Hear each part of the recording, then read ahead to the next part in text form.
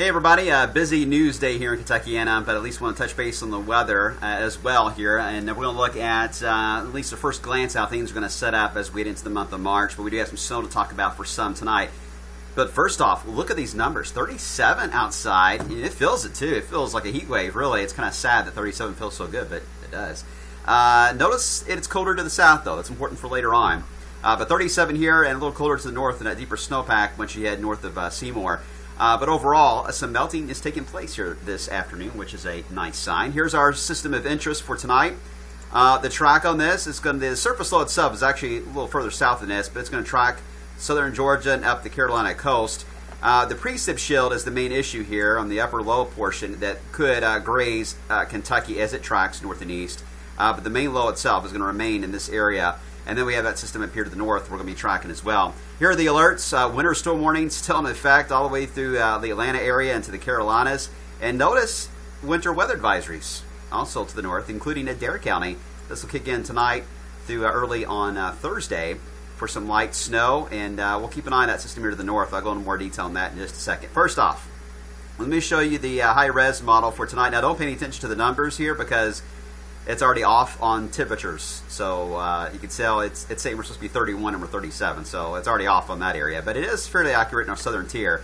As we get into this evening, you'll see how the snow breaks out in waves across our southern counties, and notice it tries to push the snow flakes as far north as Indiana. Now, because we got the 37, I'm doubting this area will be that cold, but we could still see some snowflakes fall. Better chance still is aiming for our southern tier of counties, and for those of you in Greene and Taylor, Hart, maybe even Marion, you're not in the advisory yet, but stay tuned. You may get added later if that trend holds true to drift this further to the north. I don't see it going much more to the north than that when it comes to accumulating snow. The rest of this looks to mainly melt. In fact, we're aiming our highest totals mainly to the south. Again, we'll let you know if we need to move the 1 to 2 a little closer to Campbellsville and Greensburg. But because the temperature profiles here are 37, by the time we get into the cool air tonight and that moisture moves in, some of that probably actually will melt. So that's why we're not going for much at all in the accumulating area of snowfall closer to home. But as always, we'll watch it. It's not a big storm. It's more of a nuisance than anything, but it will impact travel certainly later tonight and tomorrow for our southern counties. The system, by the way, tomorrow, the movement from the north, trends continue to aim toward it really just fizzling out. It may give us a few brief snow showers late tomorrow and tomorrow night, but it's really about it. I think if we're going to get any snow out of this for a good chunk of our area, it would be from the southern system tonight. Otherwise, that's it for anything this week snow-wise. In fact, the core of the coldest air looks to arrive on Friday. Now, Friday morning, because of that system from the north taking its time getting out of here, we likely will not get close to record levels for Friday morning. Now, our cold record high for Friday afternoon is 20 degrees. That could be met, although it's questionable will it be at midnight Thursday night when the day flips over, and that'll determine our high probably for the day. But overall, I think our better chance to get any type of records would actually take place early Saturday morning. The record low in Louisville is 9 above, and with the high pressure centered and overall high at that point Saturday, with lighter winds and a clearing sky, that's going to be our best shot probably to break a record. Would be Saturday morning, and that's really about it, because after that, the trend has been to reduce the surge of warmth and keep the pattern fairly flat. We're noticing that as we head into next week. You see waves of warmth try to work their way in, but the models are having a tough time with the intrusion of the warm air, how the low pressures will track. And the foreign models continue to aim more toward a suppressed idea, which is a colder look, but not to the point where I think we have to worry about anything frozen when it comes to snow all the time. But it does reduce our warmth quite a bit on that level. All right, and here's the issue that we're having. The energy is going to dive down this weekend across the southwest, and it looks like it's going to hold back for a while to where when we have this flat pattern and the cold air is still entrenched, by the way, in our area this weekend, it's going to try to throw a wave of moisture. Now, in this kind of a setup, the moisture is most likely to form north of the boundary, so it's going to likely develop up in this area first more than it will on the southern flank. But we'll keep an eye on that as we head into especially Saturday night and Sunday for anything frozen that could develop. And then when the actual low develops, the debate's going to be the track. Is it going to be suppressed right across Tennessee, or is it going to aim itself right into the Great Lakes, basically, and become a lakes cutter?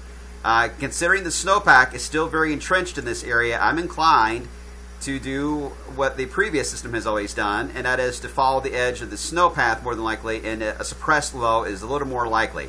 That will help reduce our heavy rain potential somewhat. It will cut down the thunder potential and the warmth, and it'll bring a snowstorm close to us, but I think it'll stay north of our viewing area. It is something worth watching, by all means, because that key low pressure, when it rolls out, is going to be key on the track. But again, it going straight into a snowpack is not as likely as it would be to be more suppressed. All right, so let me show you a few of the models here. Let me get past a couple of these maps. Sorry about this. Here we go. You can tell I did this in a hurry today. All right, this is what I want to show you.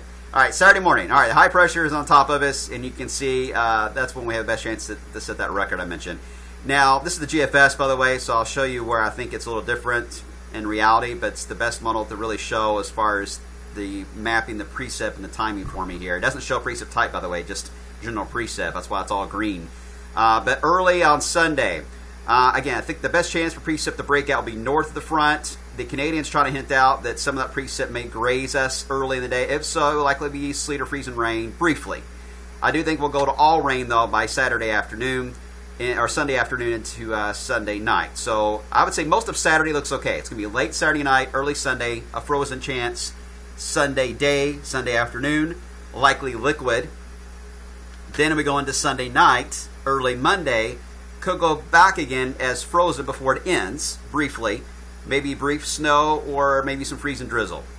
Doesn't look to be a big deal because the duration looks very short there, but we'll watch it considering the timing will be Monday morning.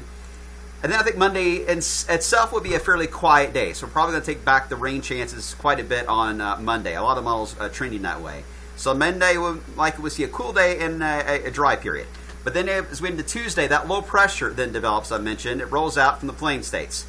And depending on when the moisture arrives Tuesday morning, it could be once again freezing rain or sleet, probably freezing rain, that we'll have to watch along the north of 64. Early in the day Tuesday, again, it looks brief because we should warm up to all rain again by the afternoon. Now the GFS is wanting to take the low as a lakes cutter. Again, the Canadian is a little more suppressed, more due east than anything, not up towards Chicago. So that's something we'll have to factor in later. Either way, it looks to end as snow again briefly Wednesday night and early Thursday, and then another wave tries to push in by the next weekend, and we'll just leave it at that. So what a mess. I mean, it sounds confusing probably the way I just explained it, because it is going to be confusing. We're going to have a lot of back and forths going on, and that's why I'm not going to talk about ice potential or snow accumulations. It's not even worth going there, because the models are really struggling with how much the energy is going to hold back in the southwest corner of the country and how suppressed that low will be when it finally comes out and greets us on Tuesday. And that will affect, the track will affect our warmth